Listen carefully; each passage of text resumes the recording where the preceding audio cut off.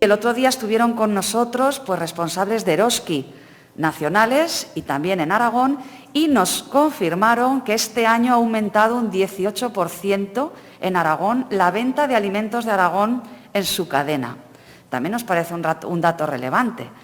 porque en el corto plazo sabemos que estas campañas es complicado que den un fruto económico que se vea, pero es que ya lo estamos viendo. Teníamos como objetivo impactar en el mayor número de responsables de compra de hogar de España, que se estima hoy son unos 18 millones de personas. Y, como veis en la imagen, hemos logrado más de 1.200 millones de impactos durante 2 meses de campaña.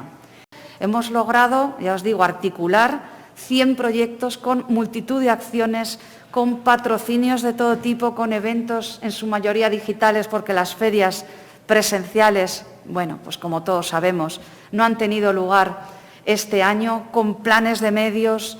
y con infinidad de proveedores